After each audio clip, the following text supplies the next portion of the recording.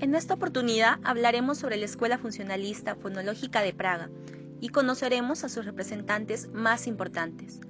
Para empezar, tenemos que saber que la Escuela Funcionalista de Praga surgió en 1926 y estuvo vigente hasta el año 1952. Esta es una de las tendencias estructuralistas del siglo XX y estaba comprendida por un grupo bastante extenso de académicos, entre los cuales encontramos a Willem Matthesius, Bohumil Trnka, Vladimir Skalika y Joseph Bacek. Entre las influencias de esta escuela encontramos a Ferdinand de Saussure, ya que su libro Curso de Lingüística General contenía un elemento que Jacobson tomó para la Escuela de Praga.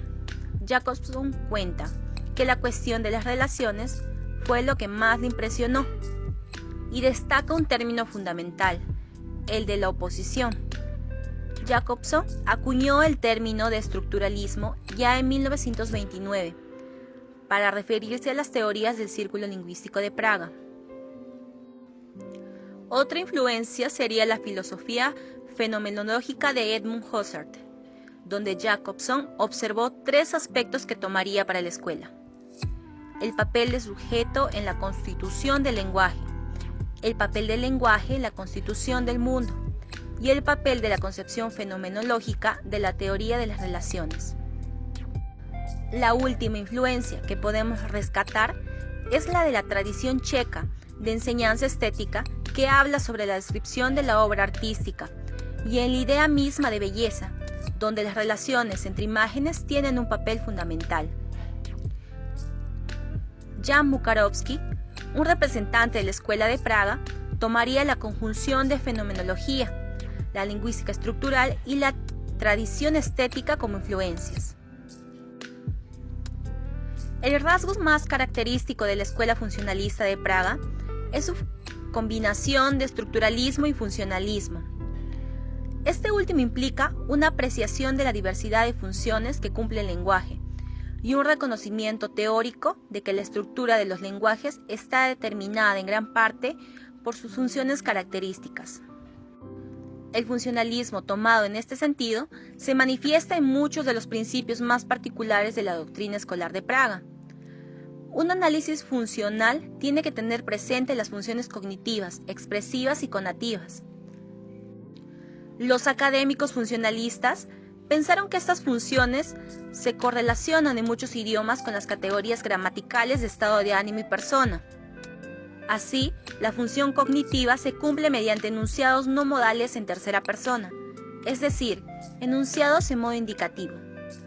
La función expresiva mediante enunciados en primera persona en el modo subyuntivo y la función conativa por enunciados en segunda persona en modo imperativo.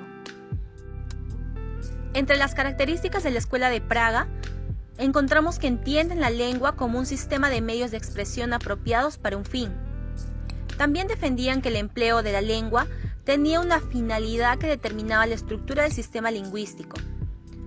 Por otra parte, cuestionan la dicotomía, sincronía-diacronía.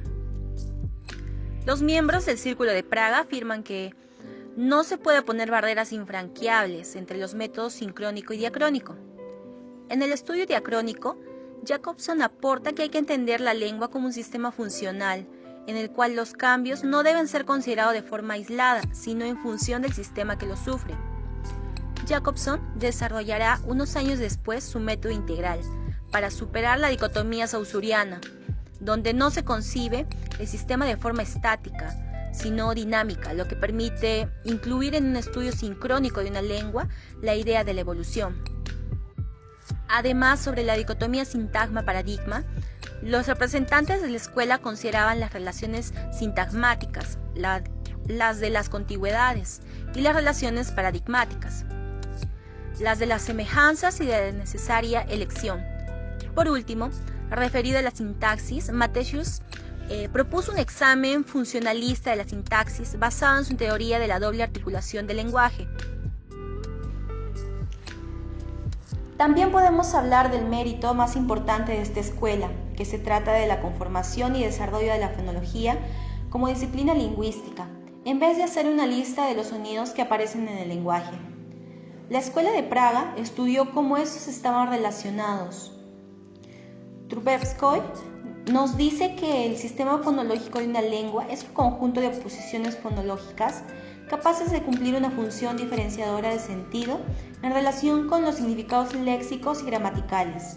Añadía que cualquier fonema poseía un determinado contenido fonológico solo porque el sistema de oposiciones revelaba un cierto orden, una estructura. Otro planteamiento importante de Trubetskoy fue que el fonema, como miembro de una oposición, no coincidía con el sonido concreto, por lo que los sonidos concretos son los símbolos materiales de los fonemas, o sea que este puede materializarse en formas diferentes de sonidos. Asimismo, Trubetskoy considera que estos sonidos físicamente distintos en los que toma cuerpo uno u otro fonema son sus variantes. En la palabra dedo, por ejemplo, encontramos dos variantes del fonema D. La primera D en posición inicial y la segunda en posición intervocálica. Los lingüistas de Praga dividieron estas variantes en obligatorias, facultativas e individuales o grupales. Las variantes obligatorias se dividen en combinatorias, posicionales y estilísticas. Las variantes facultativas de los fonemas son aquellos que pueden intercambiarse en la misma posición como consecuencia de diferentes dialectales o de hablares, y las variantes individuales o grupales obedecen a las particularidades del habla de diferentes personas o grupos completos. Willem Matthesius fue un estudioso de la literatura inglesa y checa, lingüista y crítico literario. Su participación en el Círculo Lingüístico de Praga se dio a partir del año de 1911, siendo que fue el primer presidente del círculo. Sus trabajos importantes fueron sobre la sintaxis de las lenguas, ¿no? Fueron pioneras. Se le considera también un promotor de la tendencia funcionalista dentro de la lingüística estructural. Sobre la concepción de la plasticidad de la lengua que habla, según Zamora Salamanca, existen dos criterios, un criterio objetivo y un criterio axiológico. En el criterio objetivo, como el grupo de realizaciones de una lengua dada en un definido instante histórico en una extensa gama de modalidades lingüísticas. Y dentro del criterio axiológico se dice que la lengua se entiende como una prescripción basada en el criterio de corrección lingüística, ¿no? Así es que Matthesius formula una iniciativa de la plasticidad de la codificación, ¿no? Donde dice que la lengua es algo estático y estable. Otros aportes que tuvo fue que ayudó en la formulación de las proposiciones teóricas. Investigó también la estilística, la fonología y la gramática de las lenguas checa e inglesa, y también manifestó un interés por los fundamentos de la lingüística general. Algunas de sus obras son Análisis del inglés actual, Lengua checa y lingüística general, Historia de la literatura inglesa. Jan Mukarovsky, de Písek, Bohemia, fue profesor de la Universidad de Praga, asociado al estructuralismo y al Círculo Lingüístico de Praga. Recibió influencias de las vanguardias de entreguerras. Asimismo, su formación filológica la volcó en el proyecto del desarrollo del estructuralismo checo. También integró el análisis del lenguaje literario en el más general de la lingüística.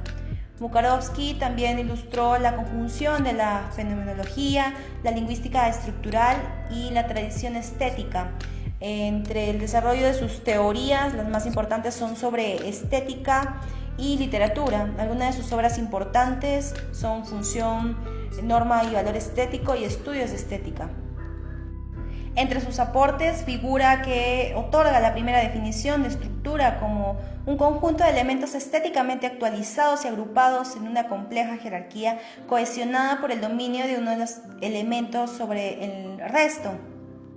Entre sus tesis más conocidas está la construcción de la semiología de la obra literaria, y parte de su investigación se encontraba en la lengua estándar y en los desvíos con que la poética altera la norma. Mukarovsky también señala que el funcionamiento poético del lenguaje consiste en convertir en originales las manifestaciones lingüísticas, a lo que llamaba la actualización.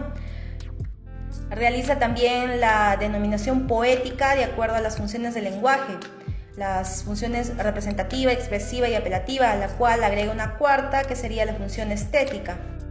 Por último, denomina la denominación poética como toda denominación que aparece en un texto con función estética dominante y que se determina por el contexto, específicamente el contexto lingüístico. Roman Jakobson fue un lingüista y filólogo ruso, difusor del formalismo ruso. Estudió el lenguaje a través de la evolución de las palabras. Asimismo, participó en la creación del Círculo Lingüístico de Moscú y de la Sociedad para el Estudio del Lenguaje Poético de Leningrado. Inicialmente se interesó en el lenguaje infantil, la afasia y las leyes fonéticas generales, algo que cambió posteriormente, ¿no?, al interesarse en una visión más completa del lenguaje.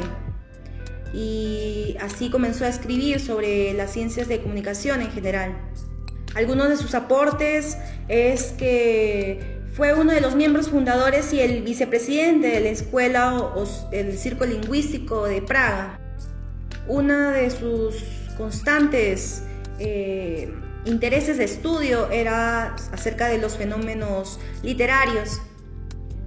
Para él era importante la noción de estructura como algo evolutivo y no herméticamente sellado. Asimismo, estableció un modelo sobre los factores de la comunicación y las funciones del lenguaje, y describió los 6 factores en el proceso de la acción comunicativa, los cuales son el emisor, el receptor, el mensaje, el canal, el código y el contexto, atribuyéndole 6 funciones del lenguaje en dicho proceso. Nikolai Trubetskoy fue un lingüista ruso vinculado al Círculo Lingüístico de Praga. Su obra Principios de Fonología es una de las más importantes aportaciones al estudio de la fonología. Trubetskoy fue miembro de una familia aristocrática con una larga y reputada tradición intelectual. La influencia del movimiento eurasiático se observa en todos los trabajos lingüísticos de Trubetskoy. En el libro Principios de Fonología, el autor considera que la cuestión de la procedencia geográfica de los protoindoeuropeos defendía la idea del ascendente nórdico germánico de estos pueblos, que no era pertinente para los estudios lingüísticos. La familia lingüística indoeuropea formaba parte de una cadena o continuum en la que se situaba como eslabón intermedio entre la familia altaica y la familia caucásica mediterránea. Esta concepción genética de las familias lingüísticas como continuum es reflejo de la influencia que el relativismo cultural y la corriente difusionista o Sprachband, opuesta al evolucionismo o interpretación jerárquica de las genealogías lingüísticas, tuvo en los trabajos lingüísticos de Trubetskoy. La obra más emblemática de este autor es Principios de Fonología, y se publica con posterioridad a su muerte y carece en consecuencia de las últimas revisiones. Trubetskoy proyectaba ampliar las notas bibliográficas, anteponer un prólogo con una dedicatoria a Roman Jakobson, colega ruso con el que mantenía una estrecha relación académica desde 1920. Su concepción de la fonología se gestó dentro del estructuralismo lingüístico y fue muy bien acogida por el Círculo de Praga. La fonología había de tratar no solo la función representativa de los sonidos, sino también su función expresiva, que sirve para caracterizar al locutor, y su función apelativa, que sirve para desencadenar en el oyente ciertos sentimientos, ¿no? El libro consta de 2 partes esenciales. La primera de ellas está dedicada al estudio de la función fónica distintiva, en la que se tratan los conceptos fundamentales de la fonología. Definió también el concepto de archifonemas, conjuntos de particularidades distintivas que son comunes a 2 fonemas en una posición de neutralización. La segunda parte del libro está dedicada al estudio de la función fónica delimitativa o la diferenciación entre complejos fónicos que se corresponden a las distintas unidades significativas o sememas mediante marcas fónicas específicas.